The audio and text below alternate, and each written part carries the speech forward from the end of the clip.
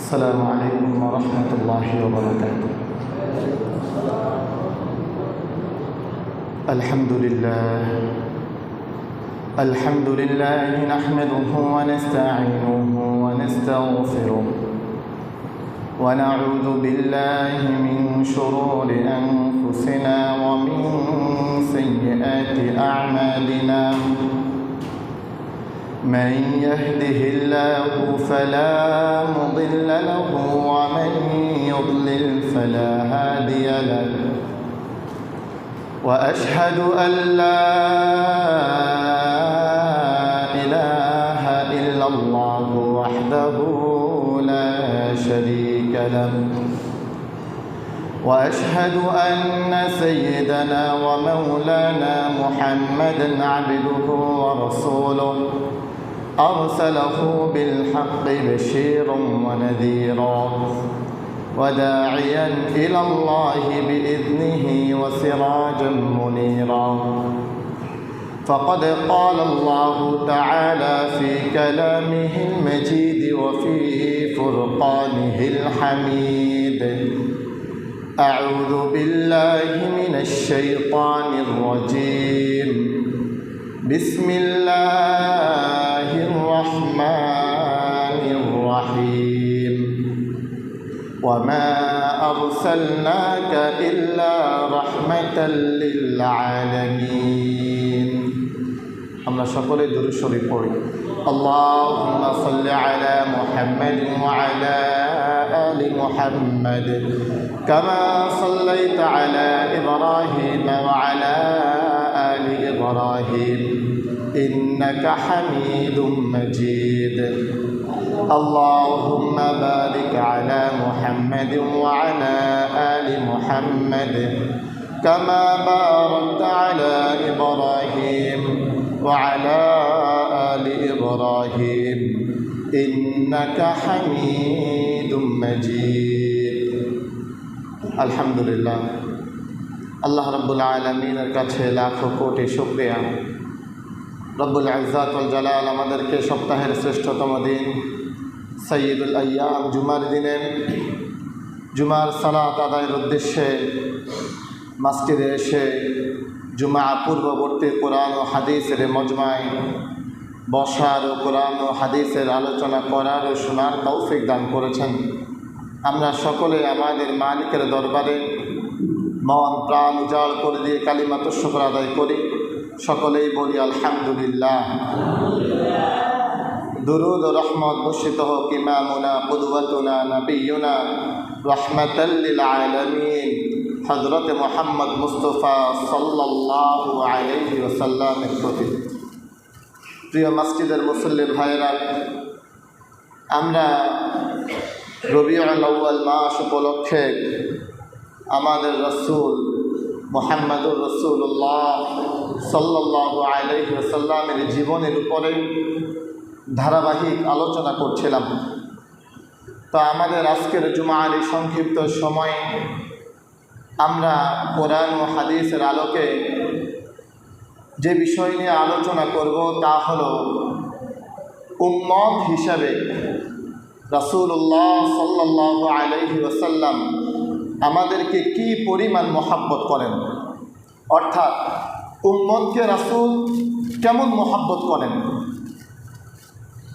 রাসূলের জামানায় তো আমরা ছিলাম না, তো আমরা তো তখন ছিলাম না, কিন্তু আমরা না থাকা সত্ত্বেও আমাদের জন্য রাসূল কেমন পেরেশান ছিলেন এবং আমাদেরকে রাসূল কেমন মহব্বত করতেন, এই বিষয়গুলো আমরা কয়েকটি হাদিসের মাধ্যমে আজকের আলোচনায় ফুটিয়ে তোলার চেষ্টা করব ইনশাআল্লাহ।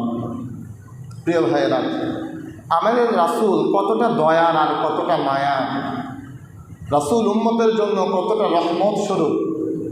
শুধু তাই নয়, আল্লাহ রাব্বুল আলামিন রাসূল সম্পর্কে বলেন, ওয়ামা আরসালনাকা ইল্লা রাহমাতাল লিল আলামিন। হে রাসূল, আমি আপনাকে সমস্ত জগতের জন্য রহমত করে পাঠিয়েছি।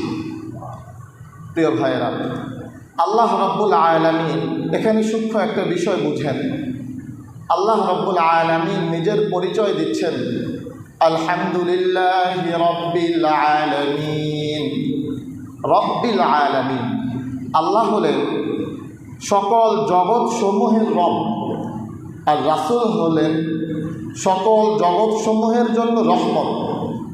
পার্থক্য একটা জায়গায় আছে, সেটা হলো রব্বুল আলামিন, আল্লাহ রব্বুল আলামিন সমস্ত জগতের সরাসরি রব। আর রাসূলের ব্যাপারে আল্লাহ বলছেন রহমাতাল লিল আলামিন।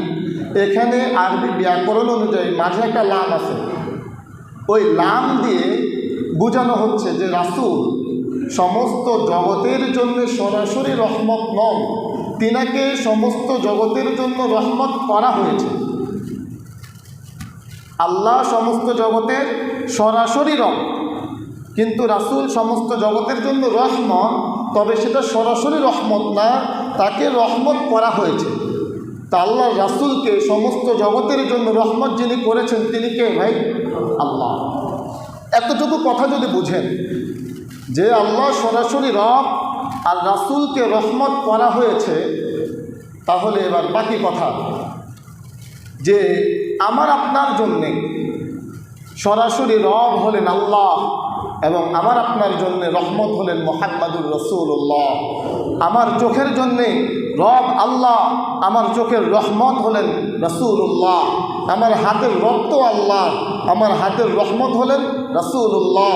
এই সমস্ত জগতের সমস্ত সৃষ্টিকুলের রবকে ভাই? তাহলে সমস্ত সৃষ্টিকুলের রহমতকে মুহাম্মাদুর রাসূলুল্লাহ সাল্লাল্লাহু আলাইহি ওয়াসাল্লাম। এমন একজন রহমতের নবী আল্লাহ আমাদেরকে দান করেছেন, যিনি সমস্ত জগতের জন্য রহমত, যিনি সমস্ত কুল কায়নাতের জন্য রহমত। সেই রহমতের নবী আমাদেরকে কী পরিমাণ ভালোবাসতেন। প্রিয় ভাইয়েরা, আপনারা যদি শুনেন কখনো এমন যে অন্য আরেকজন মানুষ তিনি নামাজের পর আপনার জন্য দোয়া করে, তো আপনার মন একটু শান্তি লাগে মনে যে ওই ভাই আমার জন্য দোয়া করে। আর যদি এখন কখনো এমন হয় যে আপনি নিজে জানেন না, আপনি কোনো কারণে ইমাম সাহেবের পিছনে ইক্তাদা করলেন, ইমাম সাহেব জানেন যে আপনার একটা সমস্যা আছে, আপনি ওনাকে দোয়ার জন্য বললেন না, কিন্তু ইমাম সাহেব আপনার জন্য নাম ধরেই দোয়া করলো, তো আপনার মনে ভালো লাগে যে হুজুর আমার জন্য দোয়া করেছে। আর নাম ধরে দোয়া করলে তো আরও বেশি ভালো লাগে, আমার জন্য হুজুর দোয়া করলো। প্রিয় ভাইয়েরা, আল্লাহ এমন এক রহমতের নবী আমাকে আপনাকে দান করেছেন। দেখেন রাসূল কেমন ছিলেন। আয়েশা সিদ্দিকা রাদিয়াল্লাহু তাআলা আনহা থেকে হাদিসের বর্ণনা, তিনি বলেন যে আমি যখন দেখতাম আল্লাহ রাসূল সাল্লাল্লাহু আলাইহি ওয়াসাল্লামের মনটা আজ অনেক ভালো, তিনি একটু হাসি খুশি আছেন, তখন আমি আয়েশা রাসূলুল্লাহ সাল্লাল্লাহু আলাইহি ওয়াসাল্লামকে বলতাম, হে আল্লাহ রাসূল উদউল্লাহ লি, আমার জন্যে আল্লাহর কাছে দোয়া করেন। এই কথা রাসূলকে কে বলতেন ভাই? আয়েশা রাদিয়াল্লাহু তাআলা আনহা আল্লাহ রাসূলকে বলতেন, ইয়া রাসূলুল্লাহ আমার জন্য কার কাছে দোয়া করেন? আল্লাহর কাছে দোয়া করেন। আল্লাহ রাসূল সাল্লাল্লাহু আলাইহি ওয়াসাল্লাম আয়েশা রাদিয়াল্লাহু তাআলা আনহার জন্য দোয়া করতেন, আল্লাহুম্মা গফির লি আয়েশা মা তাকদ্দামা মিন যামবিকা ওয়া মা তাআখার।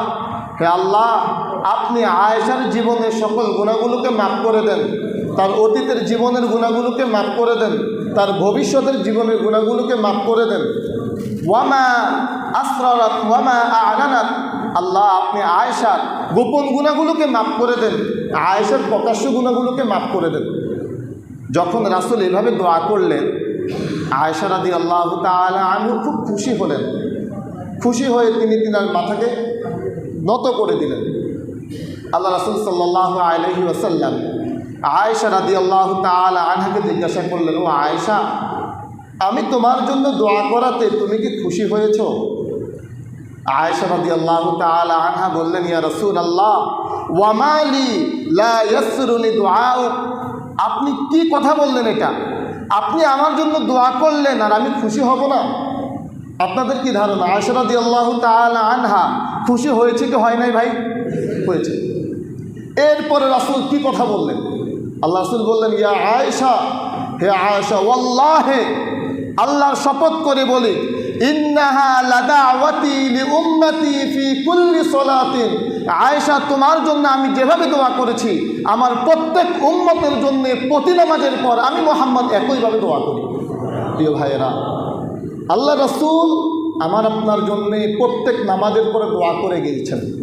কি দোয়া? হে আল্লাহ, আমার উম্মতের গুনাহগুলোকে মাফ করে দেন, আমার উম্মতের অতীতের গুনাহগুলোকে মাফ করে দেন, আমার উম্মতের ভবিষ্যতের গুনাহগুলোকে মাফ করে দেন, আমার উম্মতের গোপন গুনাহগুলোকে মাফ করে দেন, আমার উম্মতের প্রকাশ্য গুনাহগুলোকে মাফ করে দেন। রাসূল কি পরিমাণ মহব্বত করলে এত বছর পর তার উম্মতের আগমন হবে, অথচ এই উম্মতের জন্যে আল্লাহ রাসূল সাল্লাল্লাহু আলাইহি ওয়াসাল্লাম দোয়া করে গিয়েছেন।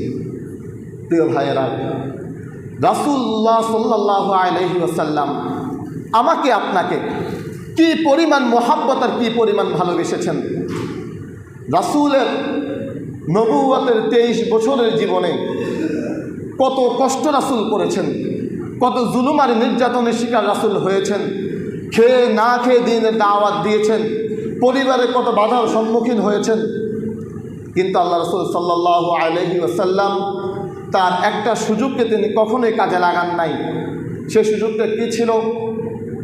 হাদিসের মধ্যে এসেছে, রাসূলুল্লাহ সাল্লাল্লাহু আলাইহি ওয়াসাল্লাম বর্ণনা করেন, প্রত্যেক নবী রাসূলকেই আল্লাহ রাব্বুল আলামিন একটা স্পেশাল দোয়া দিয়েছেন যে আপনি যা চাইবেন ওই দোয়ায় আপনাকে তাই দেওয়া হবে। এমন একটা দোয়ার সুযোগ আল্লাহ রাব্বুল আলামিন প্রত্যেক নবী রাসূলকেই দিয়েছেন। লিকুল্লি নাবিয়্যিন দাওয়াতুন ইয়াদউ বিহা, রাসূল বলেন প্রত্যেক নবী রাসূল দুনিয়াতেই তাদের ওই দোয়াটা রবের কাছে করে ফেলেছে। সবাই তাদের চাওয়াটা রবের কাছে চেয়ে নিয়েছে যে একটা সুযোগ স্পেশাল, যে আপনি ওই দোয়াতে যা বলবেন তাই কবুল করা হবে। কিন্তু আমার আপনার রাসূল, দয়াল নবী, মায়ার নবী, রহমাতাল লিল আলামিন, তিনি বলেন আমি আমার ওই দোয়াটা আমি দুনিয়াতে আমার কোনো বিপদে, কোনো মুসিবতে, কোনো জুলুমে, কোনো নির্যাতনে আমি রবের কাছে করি নাই। আমি আমার ওই দোয়াটা আন আখতাবিয়া দাওয়াতি শাফাআতান লিকুল্লি উম্মতি ফিল আখিরা, আমি আমার প্রত্যেক উম্মতের জন্যে আমার ওই দোয়াটা আখিরাতের জন্য রেখে দিয়েছি। প্রিয় ভাইয়েরা, চিন্তা করেন কি পরিমাণ মোহাব্বত করলে পরে রাসূল তার সেই স্পেশাল দোয়াটা করলেন না। রাসূল তার ওই দোয়াটা রেখে দিয়েছেন কার জন্যে ভাই? নিজের জন্যে? নিজের জন্য, আমার জন্যে। কার জন্য ভাই? আমার জন্য। আমি তো রাসূলের উম্মত, রাসূল তো বললেন যে আমার উম্মতের জন্য রেখেছি, তো উম্মত তো আমি, রাসূল আমার জন্য রেখে দিয়েছেন। তাহলে চিন্তা করেন রাসূল আপনার জন্য রেখে দিয়েছেন তার ওই স্পেশাল দোয়া। কি পরিমাণ আপনাকে মোহাব্বত করলে, কি পরিমাণ আমাকে মোহাব্বত করলে আমার রাসূল তার ওই দোয়াটা তার জন্য করলেন না, তার পরিবারের জন্য করলেন না, তার সাহাবাদের জন্য করলেন না, তার কোনো বিপদে আর মুসিবতে করলেন না, আমার আপনার জন্য পরকালের জন্য রেখে দিয়েছেন। প্রিয় ভাইয়েরা, আল্লাহ রাসূল সাল্লাল্লাহু আলাইহি ওয়াসাল্লাম উম্মতকে যে মোহাব্বত করে আরেক নমুনা দেখেন। মুহাম্মদুর রাসূলুল্লাহ সাল্লাল্লাহু আলাইহি ওয়াসাল্লাম তিনি যখন মক্কায় জুলুম আর নির্যাতনের শিকার হচ্ছিলেন, মক্কা থেকে আল্লাহ রাসূল যখন তায়েফে চলে গেলেন দাওয়াত দেওয়ার জন্যে, রাসূল তায়েফে গিয়ে দাওয়াত দিচ্ছিলেন তায়েফের মানুষকে। রাসূলের দাওয়াতের কালিমা, দাওয়াতের শব্দ কি ভাই? লা ইলাহা ইল্লাল্লাহু মুহাম্মাদুর রাসূলুল্লাহ। দাওয়াতের শব্দ কি ভাই? বলেন। ইল্লাল্লাহু মুহাম্মাদুর রাসূলুল্লাহ। এই কালিমার তো দাওয়াত, এই কালিমার দাওয়াত দেওয়ার কারণেই তো মক্কায় জুলুম আর নির্যাতনের শিকার হয়েছেন। এই কালিমার দাওয়াত নিয়ে রাসূল চলে গেলেন তায়েফে। তায়েফে গিয়ে এই একই কালিমার দাওয়াত দিলেন, লা ইলাহা ইল্লাল্লাহ, লা ইলাহা ইল্লাল্লাহ, এই দাওয়াত দিলেন। এই দাওয়াত দেওয়ার পরে এই তায়েফবাসী রাসূলের সাথে কেমন আচরণ করেছে? তায়েফবাসীর ওই ছোট ছোট বাচ্চারা রাসূলকে রক্তাক্ত করেছে, রাসূলকে কঙ্কর মেরেছে, পাথর মেরেছে, রাসূলের শরীর থেকে এই পরিমাণ রক্ত ঝরেছে যে রাসূলের পায়ের জুতা, পায়ের মোজা একসাথ হয়ে গিয়েছে। প্রিয় ভাইয়েরা, রাসূল এই কালিমার দাওয়াত ওই তায়েফের ময়দানে দিতে গিয়ে যেই পরিমাণ নির্যাতনের শিকার হয়েছিলেন, একদিন আয়েশা সিদ্দিকা রাদিয়াল্লাহু তাআলা আনহা রাসূলকে জিজ্ঞাসা করলেন, ইয়া রাসূলাল্লাহ, আপনার পিঠে চালনির মতো এই ছিদ্র ছিদ্র এগুলো কি? আপনার কি ছোটবেলায় কখনো বসন্ত রোগ হয়েছিল? এই ছিদ্রগুলো কিসের? আল্লাহ রাসূল সাল্লাল্লাহু আলাইহি ওয়াসাল্লাম আয়েশা রাদিয়াল্লাহু তাআলা আনহাকে বললেন, আয়েশা, আমি মুহাম্মাদের শরীরে বিচি উঠবে কেন? আমার শরীরে তো একটা মাছি মশা পর্যন্ত বসে না। আয়েশা, এই কালিমার দাওয়াত দিতে গিয়ে, এই লা ইলাহা ইল্লাল্লাহর দাওয়াত তায়েফের ময়দানে দিতে গিয়ে তায়েফের ওই বাচ্চারা আমাকে যে পাথরগুলো মেরেছিল, ওই পাথরগুলোর দাগ আমার শরীরে এখনো রয়ে গেছে। প্রিয় ভাইয়েরা, রাসূল তায়েফের ময়দানে কালিমার দাওয়াত দিতে গিয়ে রাসূল রক্তাক্ত হলেন। সাহাবায়ে আজমাইন এই কালিমাকে গ্রহণ করে নেওয়ার কারণে সাহাবায়ে আজমাইন রক্তাক্ত হলেন। নিজের বাড়িঘর ছেড়ে হিজরত করতে হলো, নিজের পরিবার পরিজন ছেড়ে হিজরত করতে হলো। শুধু তো তাই নয়, সাহাবায়ে আজমাইন জীবন্ত মানুষকে, আম্মার রাদিয়াল্লাহু তাআলা আনহুকে শুধুমাত্র কালিমা লা ইলাহা ইল্লাল্লাহ গ্রহণ করার কারণে আম্মার রাদিয়াল্লাহু তাআলা আনহুকে জীবন্ত মানুষকে দ্বিখণ্ডিত করে দেওয়া হলো। তো এই কালিমা, যেই কালিমা লা ইলাহা ইল্লাল্লাহ রাসূলের শরীর থেকে রক্ত ঝরালো, যেই কালিমা সাহাবায়ে আজমাইনের শরীর থেকে রক্ত ঝরালো, যেই কালিমা সাহাবায়ে আজমাইনের ঘর থেকে তাদেরকে বের করে যেতে হলো, যেই কালিমার কারণে সাহাবায়ে আজমাইন শহীদ হলেন, যেই কালিমার কারণে সাহাবায়ে আজমাইন জান্নাতের সুসংবাদ পেলেন। প্রিয় ভাইয়েরা, ওই একই কালিমা তো আমার আপনারও। তাদের যেই কালিমা ছিল লা ইলাহা ইল্লাল্লাহ, ওই কালিমা তো আমার আপনারও। তো তাদের কালিমা তাদের শরীর থেকে রক্ত ঝরালো, তাদের কালিমা তাদেরকে শহীদ করলো। আমার আপনার কালিমা আমার আপনাকে কি করলো? আমি যদি বলি আমার কালিমা তো আমাকে মসজিদ পর্যন্ত আনতে পারে না, তো তার কালিমার আমার কালিমা কি এক হলো? আমার কালিমা তো আমাকে মিথ্যা থেকে বারণ করতে পারে না, আমার কালিমা তো আমাকে আমার রব চিনাইল না, আমার কালিমা তো আমাকে আমার রাসূল চিনাইল না, আমার কালিমা তো আমাকে সিগারেট থেকে বারণ করতে পারলো না, আমার কালিমা তো আমাকে সুদ থেকে বাঁচাইতে পারলো না, আমার কালিমা তো আমাকে ঘুষ থেকে বাঁচাইতে পারলো না। কিন্তু তাদের কালিমা তাদেরকে কি করেছে? তাদের কালিমা তাদেরকে জীবন্ত শহীদ করেছে, তাদের কালিমা তাদেরকে জান্নাতের সুসংবাদ দিয়েছে। আর আমার আপনার কালিমা আমার আপনাকে কি পরিবর্তন করেছে? আমার আপনার কালিমা আমার আপনাকে কি করেছে? কালিমা তো এক। তাদেরও কালিমা ছিল লা ইলাহা ইল্লাল্লাহ, আমারও কালিমা লা ইলাহা ইল্লাল্লাহ। আমার কালিমা আমাকে কি করেছে? আমার কালিমা আমাকে ফজরের মসজিদে আনতে পারে না, এটাই তো আমার কালিমা। তো যেই কালিমা আমাকে রবের মসজিদে আনতে পারে না, কিভাবে বিশ্বাস করেন এই কালিমা আপনাকে জান্নাতে নিতে পারবে? যেই লা ইলাহা ইল্লাল্লাহ আপনার জবানের লা ইলাহা ইল্লাল্লাহ আপনাকে মসজিদমুখী করতে পারে না, আপনাকে রবমুখী করতে পারে না, আপনাকে সিগারেট থেকে বাঁচাতে পারে না, আপনাকে সুদ আর ঘুষ থেকে বাঁচাতে পারে না, আপনি কিভাবে বিশ্বাস করেন এই কালিমা, এই শব্দ আপনাকে জান্নাতে নেবে? প্রিয় ভাইরা, এজন্যে সাহাবায়ে আজমাইন দিল থেকে মুখে যেই কালিমা বলেছেন, আমার আপনারও উচিত দিল থেকে মুখে ওই কালিমা বলা। তো বলছিলাম, আল্লাহ রাসূল সাল্লাল্লাহু আলাইহি ওয়াসাল্লাম এই কালিমার দাওয়াত নিয়ে যখন তায়েফের ময়দানে গেলেন, তায়েফের ওই শিশুরা যখন রাসূলকে রক্তাক্ত করলো, ওই মানুষেরা যখন রাসূলকে এভাবে নির্যাতন আর নিপীড়ন করলো, জিবরাইল আমিন পাহাড়ের দুইজন ফেরেশতাকে এনে বললেন, ইয়া রাসূলুল্লাহ, আল্লাহ বলেছেন আপনি যদি অনুমতি দেন পাহাড়ের এই দুই পাহাড়কে একসাথে চাপা দিয়ে এই জালেমদেরকে ধ্বংস করে দেওয়া হবে। উম্মতকে রাসূল কি পরিমাণ মোহাব্বত করেন, কি পরিমাণ ভালোবাসেন। আল্লাহ রাসূল সাল্লাল্লাহু আলাইহি ওয়াসাল্লাম জবাবে বলছেন, না, এটা করো না, এটা করা উচিত হবে না। বাল আরজু আন ইউখরিজাল্লাহু মিন আসলাবিহিম মান ইয়াবুদুল্লাহ ওয়াহদাহু লা ইউশরিকু বিহি শাইআ। আমি তো আশা করি এদের প্রজন্ম থেকে এমন মানুষ আসবে, এমন শিশুরা আসবে, এমন সন্তানেরা আসবে যারা স্বীকৃতি দিবে লা ইলাহা ইল্লাল্লাহু মুহাম্মাদুর রাসূলুল্লাহ। আল্লাহ রাসূল বললেন যে না, এদেরকে মেরে ফেলো না, এদের প্রজন্ম থেকে তো এমন মানুষ আসবে। প্রিয় ভাইয়েরা, তো রাসূলুল্লাহ সাল্লাল্লাহু আলাইহি ওয়াসাল্লাম তায়েফের ময়দানে নির্যাতিত, নিপীড়িত, রক্তাক্ত হওয়ার পরেও উম্মতের ভালোবাসায়, উম্মতের মহাব্বতে আল্লাহ রাসূল এই উম্মতকে বদদুয়া দেন নাই। আল্লাহ রাসূল কী পরিমাণ ভালোবেসেছেন। প্রিয় ভাইয়েরা, রাসূলুল্লাহ সাল্লাল্লাহু আলাইহি ওয়াসাল্লাম আমাকে আপনাকে ভালোবাসার নমুনা দেখেন।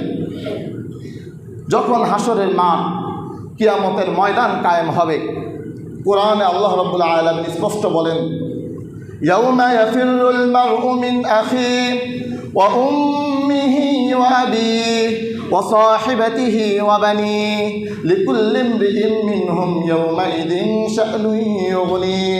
আল্লাহ আরেক জায়গায় বলেন ইবাসসারুনাহুম ইয়াওয়াদ্দুল মুজরিমু লাউ ইয়াফতাদি মিন আযাবি ইয়াউমিইযিন বিবানিহি ওয়া সাহিবাতিহি ওয়া আখিহি ওয়া ফাসিলাতিহি আল্লাতী তু'ওয়িহি ওয়া মান ফিল আরদি জামিআন সুম্মা ইউনজিহি কাল্লা ইন্নাহা লাযা।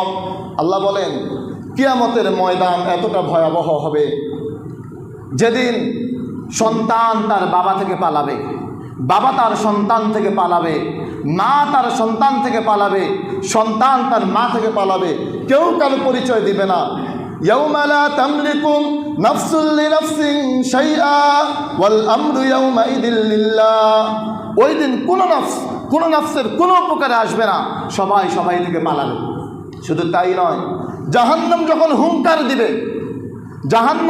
হুঙ্কার দিবে তখন সাইয়্যিদুনা আদম আলাইহিস সালাতু ওয়াস সালাম তিনিও বলবেন নাফসি নাফসি। নূহ আলাইহিস সালাতু ওয়াস সালাম তিনিও বলবেন নাফসি নাফসি। মুসা আলাইহিস সালাতু ওয়াস সালাম, ঈসা আলাইহিস সালাতু ওয়াস সালাম, ইব্রাহিম, ইসমাঈল, ইসহাক, ঈসা, সকল নবী রাসূল সাল্লাল্লাহু আলাইহি ওয়াসাল্লাম সকলেই বলবেন নাফসি নাফসি। পুরো মজমা নাফসি নাফসি শোনা যাবে, কিন্তু একদিক থেকে আওয়াজ আসবে উম্মতি উম্মতি। সবাই বলবে নাফসি নাফসি, আর আমার আপনার রাসূল তিনি বলবেন উম্মতি উম্মতি। সবাই যখন নিজেকে নিয়ে ব্যস্ত, কেউ যখন কাউকে চিনবে না, সবাই যখন একজন আরেকজন থেকে পালাবে, আমার আপনার রাসূল আমাকে আপনাকে কি পরিমাণ মহাব্বত আর ভালোবাসলে, কি পরিমাণ আমার আপনার জন্য মায়া আর টান থাকলে, তখন আমার আপনার রাসূল বলবেন উম্মতি উম্মতি। আল্লাহ আমার উম্মত, মালিক আমার উম্মত। সবাই যখন নিজেকে নিয়ে ব্যস্ত, তখন আমার আপনার রাসূল উম্মতকে নিয়ে ব্যস্ত। প্রিয় ভাইয়েরা, তো এই রাসূল, যে রাসূলকে আল্লাহ আমাদেরকে অনুসরণ করতে পাঠাইলেন, আল্লাহ রাসূল সাল্লাল্লাহু আলাইহি ওয়াসাল্লাম একদিন আব্দুল্লাহ ইবনে মাসউদ রাদিয়াল্লাহু তাআলা আনহুকে বললেন তুমি একটু কোরআন তেলাওয়াত করো তো। তো আব্দুল্লাহ ইবনে মাসউদ রাদিয়াল্লাহু তাআলা আনহু তিনি বললেন ইয়া রাসূলুল্লাহ, আমি আপনার সামনে কোরআন তেলাওয়াত করব, অথচ কোরআনটা আপনার উপরে নাজিল হয়েছে। রাসূলুল্লাহ সাল্লাল্লাহু আলাইহি ওয়াসাল্লাম বললেন অন্যের মুখে কোরআন তেলাওয়াত শুনতে আমার ভালোই লাগে, তুমি একটু তেলাওয়াত করো। আব্দুল্লাহ ইবনে মাসউদ রাদিয়াল্লাহু তাআলা আনহু সূরাতুন নিসা তেলাওয়াত শুরু করলেন। সূরাতুন নিসা তেলাওয়াত করতে করতে তিনি বলেন হাত্তা ইদা বালাগতু, যখন আমি এই আয়াতে পৌঁছালাম, ফাকাইফা ইদা জিনা মিন কুল্লি উম্মাতিন বিশাহীদিন ওয়া জিনা বিকা আলা হাউলাই শাহীদা। আমি যখন এই আয়াতে পৌঁছালাম, তখন আল্লাহ রাসূল সাল্লাল্লাহু আলাইহি ওয়াসাল্লাম বললেন হে আব্দুল্লাহ ইবনে মাসউদ, তুমি থামো, তুমি চুপ করো। আমি এতক্ষণ আমার মাথাকে নিচের দিকে দিয়ে তেলাওয়াত করছিলাম, আল্লাহ রাসূল আমার তেলাওয়াত শুনলেন। যখন এই আয়াত আমি থামলাম, থেমে আমি যখন আমার মাথা উঠালাম, আমি মাথা উঠিয়ে দেখলাম ফারাআইতু আইনাইহি তাজরিফান, আমি দেখতে পেলাম আমার রাসূল তার দুই নয়নে অঝর পানি ঝরছে। কোন আয়াতে থামলেন? ফাকাইফা ইযা জিনা মিন কুল্লি উম্মাতিন বিশাহিদ ওয়া জিনা বিকা আলা হাউলাই শাহিদা।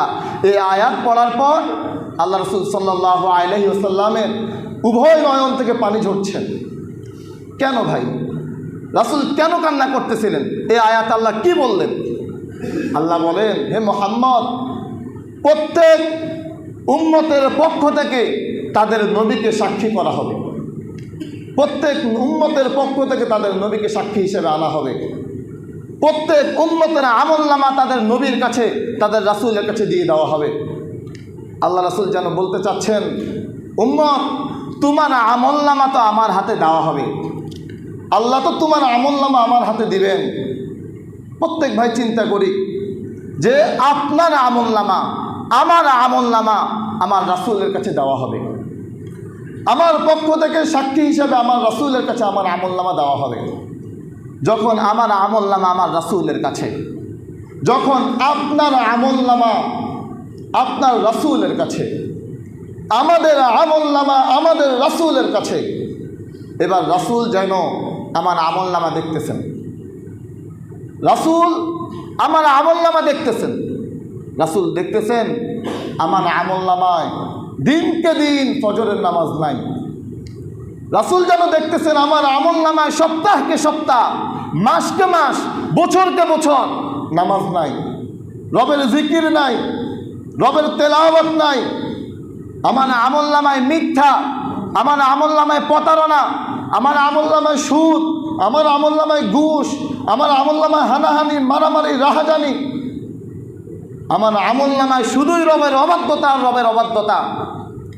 আল্লাহ রাসূল যেন জিজ্ঞাসা করবেন যে উম্মত বলো, আমার 23 বছরের জীবনী তুমি কি শোনো নাই উম্মত? এই কি আমলনামা আমার হাতে দিলা উম্মত? বলো আমি এই আমলনামা দিয়ে আল্লাহর কাছে কিভাবে তোমার জন্য সুপারিশ করি। যেই ভাইয়ের দিনকে দিন ফজর নাই, বলেন ভাইয়া, এই আমলনামা যখন রাসূলের কাছে, রাসূল যদি জিজ্ঞাসা করে যে বলো উম্মত, কিভাবে আমি রবের কাছে সুপারিশ করি, বলো উম্মত বলো। তোমার মাসকে মাস, বছরকে বছর, তোমার সুদ আর ঘুষ, তোমার মিথ্যা আর প্রতারণা, আমার সুন্নাত নাই, বলো উম্মত এই আমলনামা নিয়ে আমি রবের কাছে কিভাবে তোমার জন্য সুপারিশ করি। প্রিয় ভাইয়েরা, রাসূল যদি আমার আপনার সামনে ওই দিনের প্রশ্নগুলো করে যে উম্মত, এই দিনের দাওয়াত পৌঁছাতে গিয়ে তোমাদের কাছে তায়েফের ময়দানে আমি রাসূল রক্তাক্ত হয়েছি উম্মত। যদিও কিয়ামতের ওই কঠিন ময়দানে আল্লাহ রাসূল তার পিঠটাকে আমাকে আপনাকে দেখাই বলে, দেখো না উম্মত, আমার পিঠে চাল্লির মতো ছিদ্র ছিদ্র, শুধু এই দাওয়াতের কারণে। উম্মত, আমি আমার জন্মভূমি মক্কাতে থাকতে পারি নাই, আমাকে ফাঁসি দিয়ে মেরে ফেলতে চাওয়া হয়েছে। কাবার ওই চত্বরে আমার মাথার উপরে উটের নাড়িভুড়ি দিয়ে দেওয়া হয়েছে উম্মত। উম্মত, 14টা দিন আমি মুহাম্মদ পেটে পাথর বেঁধেছি খিদার জ্বালায়, খাবার খেতে পারি না উম্মত। তুমি এই কি আমলনামা আমাকে দিচ্ছ উম্মত বলো। আয়েশা রাদিয়াল্লাহু তাআলা আনহা তিনি বলেন, রাআইতা হিলালান সুম্মা হিলালান সুম্মা হিলালান, আমাদের উপর দিয়ে 3টা চাঁদ অতিক্রম হয়েছে। 3টা চাঁদ মানে কি 3টা মাস আমাদের উপর দিয়ে অতিক্রম হয়েছে। আল্লাহ রাসূলের 9 জন স্ত্রী, কারো ঘরে 1 ফোঁটা আগুন জ্বলে নাই, কারো ঘরে কোনো খাবার ছিল না। উম্মত এত কষ্ট নিয়ে, এত পরিশ্রম করে যেই দিনের দাওয়াত তোমাদের কাছে পৌঁছাইলাম উম্মত, আমার এই 23 বছরের রেজাল্ট কি এটা উম্মত? বলো উম্মত, তোমার এই আমলনামা আমি রবের কাছে কিভাবে পেশ করি, এই আমলনামা নিয়ে তোমার জন্য রবের কাছে কিভাবে সুপারিশ করি, বলো উম্মত, তুমিই বলো। আমার এই কষ্টের প্রতিদান উম্মত তুমি কি দিলে, তুমিই বলো। প্রিয় ভাইয়েরা, যারা দিনকে দিন, মাসকে মাস, বছরকে বছর এভাবে মসজিদ থেকে গাফেল, দিন থেকে গাফেল, কোরআন থেকে গাফেল, রাসূল যখন এই প্রশ্নটা করবেন, জবাব কি হবে ভাইয়া বলেন? কি জবাব দিবেন আপনি বলেন? প্রিয় ভাইয়েরা, আজ আমরা মুসলমানেরা বিশ্বব্যাপী নির্যাতিত আর নিপীড়িত। এটা কেন? কারণ আমরা কোরআন থেকে দূরে, রাসূলের দিন থেকে দূরে, ইসলাম থেকে দূরে। এটা তো আমাদের ইতিহাস আর ঐতিহ্য ছিল না। আমরা তো ছিলাম বীরের জাতি। আমরা কেমন, আপনি কেমন, আমি কেমন, কত দামি জানেন? আল্লাহ রাব্বুল আলামিন বলেন, হুয়া যে তাবাকুম, বান্দা তোমাকে আমি আল্লাহ নিজে বাছাই করেছি। আমি এটা কিভাবে বুঝাই? মনে করেন আপনার 5 কেজি আম লাগবে, যেই দোকানদারের কাছে গিয়েছেন ওই দোকানদার আপনার পরিচিত। আপনি বললেন যে ভাই আমার 5 কেজি আম লাগবে। দোকানদার আপনার সামনে 5টা ক্যারেট দিয়ে দিল, যে প্রত্যেক ক্যারেটে 20 কেজি করে আম আছে। আপনি আপনার পছন্দ মতো ভালো দেখে 5 কেজি আম নিয়ে নেন। বলেন তো ভাই, আপনারা দেখে দেখে আম ভালোগুলো নেবেন না খারাপগুলো নেবেন? ভালোগুলো নেবেন। এই 5 কেজি আম সবচাইতে বেটার বেস্টগুলো নেওয়ার চেষ্টা করবেন। কিন্তু আমার আপনার বাছাই করতে গিয়ে ভুল হতে পারে কি হতে পারে না? হতে পারে। আমি ভালো দেখেই নিলাম, বাসায় গিয়ে দেখলাম হয়তো একটু পচা হয়ে গেছে। এই কথাটা বোঝানোর জন্য বলতেছি, বুঝার জন্য শুধুমাত্র। যদি এই আমগুলো মালিক বাছাই করেন, আল্লাহ বাছাই করেন, তাহলে আমার বাছাই যা হবে, রবের বাছাই কি তা হবে? ওটা আরও শ্রেষ্ঠ হবে না? সমস্ত উম্মতকে এক জায়গায় রাখা হয়েছে, রাখা হয়ে ওখান থেকে আল্লাহ বাছাই করেছেন, একজন একজন করে বাছাই করেছেন। বাছাই করে এগুলো মুসার উম্মত, এগুলো ইব্রাহিমের উম্মত, এগুলো ঈসার উম্মত, আর যে বাছাই করাগুলা এগুলো শুধুমাত্র আমার হাবিব মুহাম্মাদুর রাসূলুল্লাহ সাল্লাল্লাহু আলাইহি সাল্লামের উম্মত। আমি আপনি সেই বাছাইকৃত বান্দা, আমি আপনি ওই বাছাইকৃত বান্দা। একবার মুসা আলাইহিস সালাতু ওয়াস সালাম আল্লাহকে জিজ্ঞাসা করতেছেন, ওয়াযাল্লাল্না আলাইকুমুল গামামা ওয়া আনসালনা আলাইকুমুল মান্না ওয়াস সালওয়া। যে আল্লাহ, আপনি তো আমার উম্মতকে আরশের আসমানের ছায়া, মেঘের ছায়া দেন, এদের জন্য তো আপনি আসমানি খাবার দেন, তা আমার উম্মত তো দামি। আল্লাহ, এর চাইতে আর দামি কোনো উম্মত কি আছে? আল্লাহ যেন বললেন যে, আরে মুসা কি বললা তুমি? এটা তোমার উম্মত দামি ঠিক আছে, তবে এর চাইতেও দামি উম্মত আছে যাদেরকে আমি আল্লাহ নিজে বাছাই করে রেখেছি আমার হাবিবের জন্য। মুসা আলাইহিস সালাম বললেন যে আল্লাহ তাদেরকে আমাকে দেন। আল্লাহ যেন বললেন যে না, ওরা তো আমার হাবিবের উম্মত, ওরা তো আমার হাবিব মুহাম্মাদুর রাসূলুল্লাহ সাল্লাল্লাহু আলাইহি সাল্লামের উম্মত, সে উম্মত আমি আপনি ভাই। আল্লাহ বললেন যে মুসা, তোমার উম্মতকে আসমানি খাবার খাওয়াইছি, তোমার উম্মতকে মেঘে ছায়া দিয়েছে, কিন্তু আমার হাবিবের উম্মত কতটা পাওয়ারফুল হবে জানো? এই জমিন তাদের কথা শুনবে, আমার সকল সৃষ্টি তাদের কথা শুনবে, ভাগগুলো পশুগুলো তাদের কথা শুনবে, এই নদী নালা তাদের কথা শুনবে। ওরা এতটা পাওয়ারফুল হবে। কি জাতি ছিলাম আমরা! আরে কি জাতি ছিলেন আপনি! আপনি ছিলেন কি আর হলেন কি? আমি ছিলাম কি আর হলাম কি? আমাদের ইতিহাস তো এমন।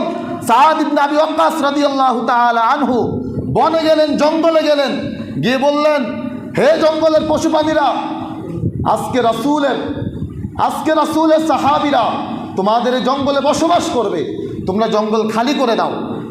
প্রত্যেকটা প্রাণী তাদের বাচ্চাকে মুখে নিয়ে জঙ্গল থেকে বের হয়ে গিয়েছে। এই ছিলাম আমি আপনি, এই ছিল আমার আপনার ইতিহাস আর ঐতিহ্য, যে বনের প্রাণীগুলো আমাদের কথা শুনতো। বলেছেন যে জঙ্গল খালি করে দাও, জঙ্গল খালি হয়ে গেছে। 63 কিলোমিটার উত্তাল সমুদ্র পার হবেন, পার হওয়ার কোনো রাস্তা নাই। বলেছেন যে আমরা আল্লাহর, ঘোড়া আল্লাহর, সমুদ্র তুই আল্লাহর, ওই পারে যেতে হবে আমাদেরকে, কোনো বাধা সৃষ্টি করবি না।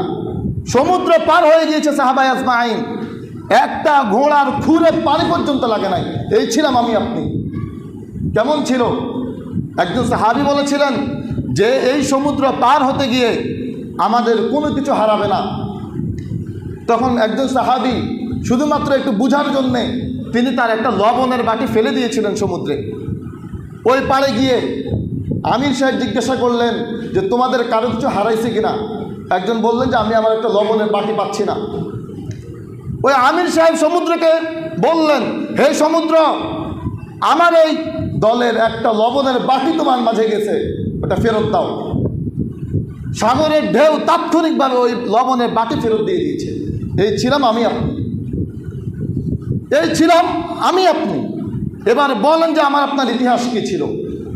আজ কিসের জন্য নিজের এত মারামারি হানাহানি করে আজ লাঞ্ছিত আর নিপীড়িত? কি ছিল ইতিহাস আর ঐতিহ্য? একটা মাস 300 জন মানুষ 18 দিন খেয়েছে। একটা মাস। ওনারা একটা সফরে ছিলেন, ওই সফরে থাকা অবস্থায় ওনাদের খাবার শেষ হয়ে গিয়েছিল। এরপর আল্লাহ একটা মাস দিলেন, 300 জন মানুষ 18 দিন খেয়েছে। খাওয়ার পরে বলা হচ্ছে যে এই 300 জন মানুষ 18 দিন একটা মাস খাওয়ার পরেও ওই মাছের 100 ভাগের 1 ভাগ তারা খেয়ে শেষ করতে পারেনি। কত বিশাল মাছ ছিল জানেন?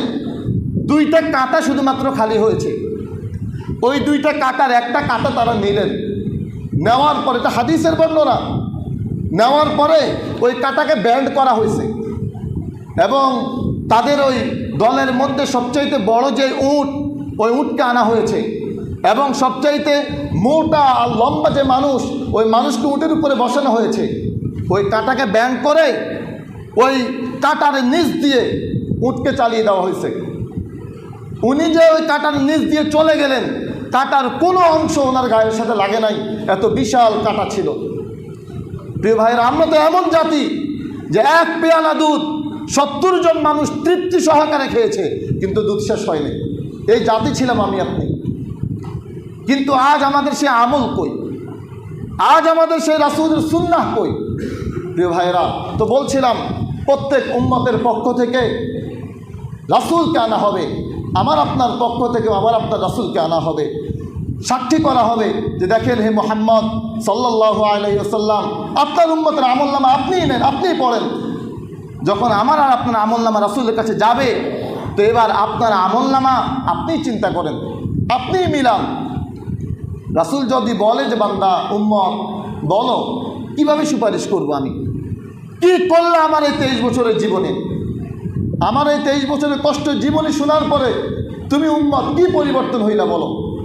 প্রিয় ভাইরা, তা আমরা বলছিলাম যে উম্মতকে আল্লাহ রাসূল কী পরিমাণ ভালোবাসেন। আমরা আরও অনেকগুলো উদাহরণের মধ্যে আমি 2-1টা বলে শেষ করি। আল্লাহ রাসূল সাল্লাল্লাহু আলাইহি ওয়াসাল্লাম এক হাদিসের মধ্যে বলেন যে উম্মত, তোমার আর আমার, তোমাদের আর আমার মধ্যে সম্পর্ক কেমন জানো? সম্পর্ক হলো এমন যে তোমরা জাহান্নামের দিকে দৌড়ে দৌড়ে যাচ্ছ আর আমি তোমাদের কোমর ধরে টানতেছি। এটা যেন এমন যে এক মানুষ আগুন জ্বালালো, আগুনের ওই ধোঁয়া দেখে, আগুনের ওই আলো দেখে পোকাগুলো আগুনের দিকে ঝাঁপিয়ে যাচ্ছে, কিন্তু ওই মানুষ ওই পোকাগুলোকে বারণ করার চেষ্টা করতেছে, কিন্তু পোকা তো মনে করতেছে ওখানে আলো, সে আলো দেখে ওখানে যায় আর পড়ে ছাই হয়। উম্মত, জাহান্নামের কাজে তো সাময়িক প্রশান্তি আসে, একটু আনন্দ আসে, একটু তৃপ্তি আসে, তোমরা ওই তৃপ্তির দিকে ছুটে চলছ আর জাহান্নামের দিকে ঝাঁপিয়ে পড়তেছ আর তোমরা আগুনে পড়ে ছাই হচ্ছ। উম্মত, আমি তোমাদের কোমর ধরে টানতেছি, কিন্তু তোমরা আমাকে পরাজিত করে তোমরা ওই জাহান্নামে পড়তেছ। রাসূল কি পরিমাণ চেষ্টা করেছেন দেখেন। এক আবু জাহেলকে, শুধুমাত্র এক আবু জাহেলকে আল্লাহ রাসূল 4000 বারের উপরে দিনের দাওয়াত দিয়েছেন, অথচ আবু জাহেল রাসূলের উপরে কি পরিমাণ জুলুম আর নির্যাতন করেছে, কিন্তু রাসূল 4000 বারের উপরে এই আবু জাহেলের কাছে দাওয়াত নিয়ে গেছেন। বারবার বলেছেন লা ইলাহা ইল্লাল্লাহ মুহাম্মাদুর রাসূলুল্লাহ, এই কালিমা গ্রহণ করে নেন। চাচা আবু তালেবকে সারা জীবন তো দাওয়াত দিয়েছেন, মৃত্যুর সময় পর্যন্ত বলেছেন যে চাচা দাওয়াতটা কবুল করে নেন, আপনি পড়েন যে লা ইলাহা ইল্লাল্লাহ মুহাম্মাদুর রাসূলুল্লাহ। আবু তালেব বলল যে না, আমি এটা বলবো না। সর্বশেষ পর্যন্ত বললেন যে মুহাম্মাদুর রাসূলুল্লাহ বলা দরকার নাই, অন্তত লা ইলাহা ইল্লাল্লাহ বলেন। আবু তালেব বলে যে না, এটা বলা যাবে না, বলবো না আমি এটা। মুহাম্মাদুর রাসূলুল্লাহ বললেন যে আপনি বললেন না মুখে, আমি বলি, আপনি শুধু কল্লাটা নাড়ান, আপনি শুধু কল্লাটা নাড়ান, আমি যেন রবের কাছে বলতে পারি যে আল্লাহ আমার চাচা মেনে নিয়েছিল, এজন্য তো মাথা নাড়াইছে।